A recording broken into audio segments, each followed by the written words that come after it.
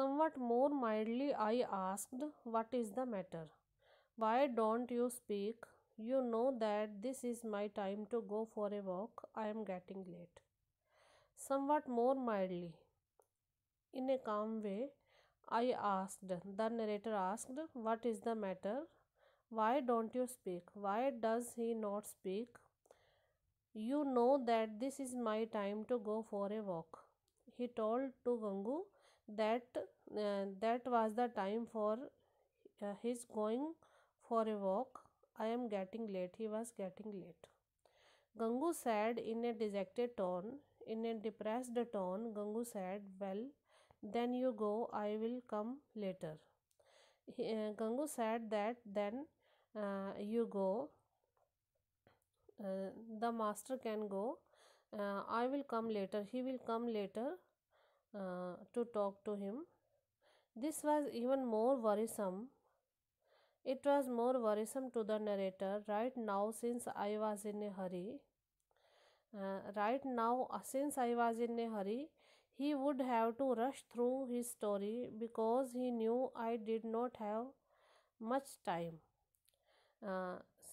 Since I was in a hurry, since the narrator was in a hurry, he wanted to go for a walk. He would have to rush through his story. And the narrator thinks that Gangu would have to rush through his story.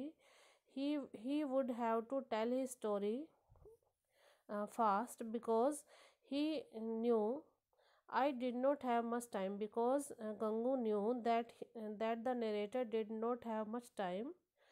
If he came back later, the wretch would spend hours complaining. The narrator thinks that when he will come back later, the wretch means damned person, the person who has come without any call, Gangu, he will spend hours complaining for others.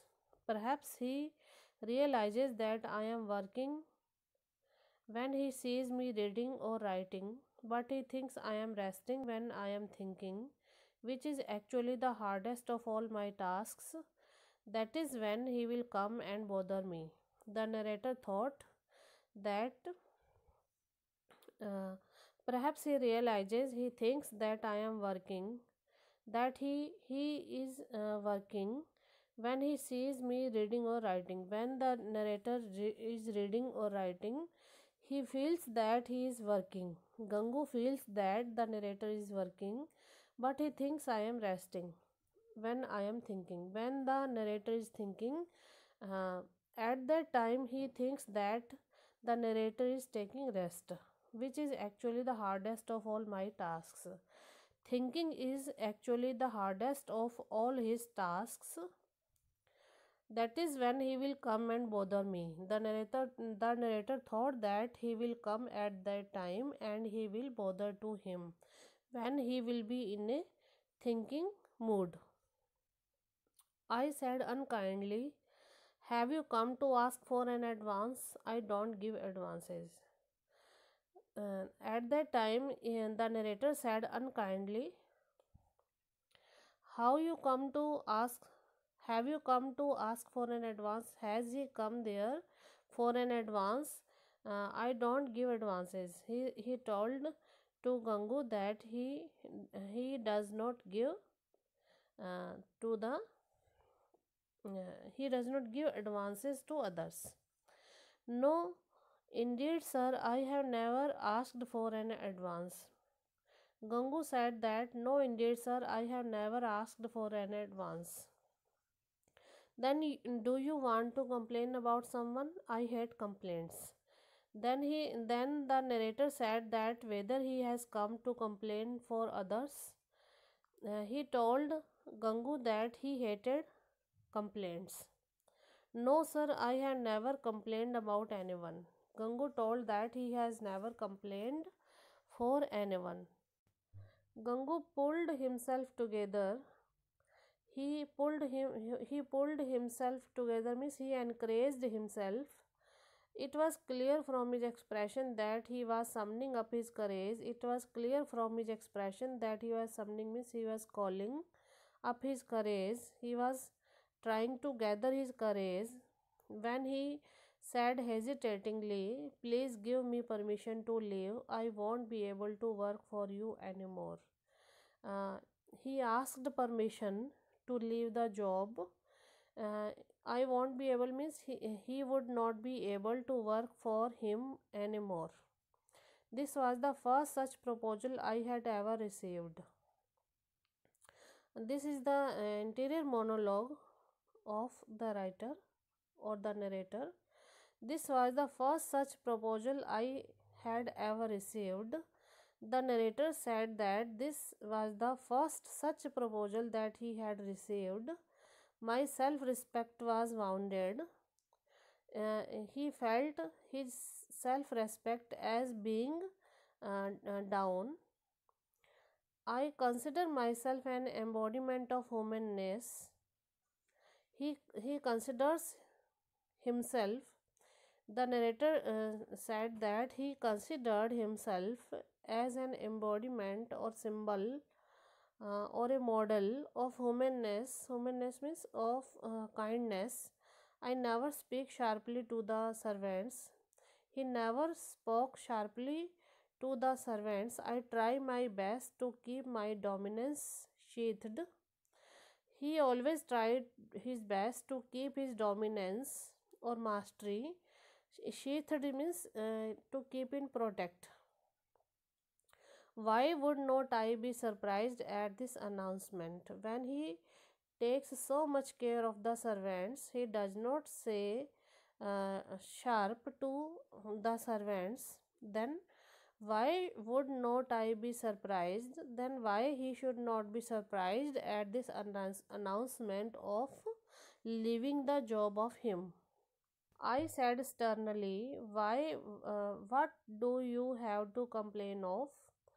Um, I said sternly means in a hard tone. He said to Gangu, "Why? What do you have to complain of? What is your complaint?" What was his complaint? "Sir, no one could be as good natured as you." Gangu said that no one could be as good natured as was his master, but things have so developed that I cannot remain here any longer. But the things have so developed that he could not remain there any longer. I don't want anything to happen to give you a bad name. He did not want anything that would give a bad name to him. I don't want your reputation to be sullied because of me. He did not want that his reputation should be sullied. Sullied means stained. It should be bad because of him. This created a dilemma for me. This created a dilemma. Dilemma means dual situation for the narrator. The fire of curiosity grew fierce. The fire of curiosity grew fierce means now his curiosity arose. Sitting down on a chair in the veranda as if making a concession, I said, "You are talking in riddles." Now he sat down on a chair in the veranda as if making a concession, as if he was making a relaxation. He said, "You are talking in riddles. Why don't you tell me clearly what the matter is?" The narrator said to Gangu that he was talking in riddles and he should clearly tell to him what the matter was. Gangu said very humbly, "That woman Gomti Devi who had just been thrown out of the widow's home." Gangu said very humbly, humbly means in a polite way, "That woman Gomti Devi who has just been thrown out means who has been driven out of the widow's home." He Gangu told about a woman named Gomti Devi who was driven out of the widow's home. He fell silent. He became silent.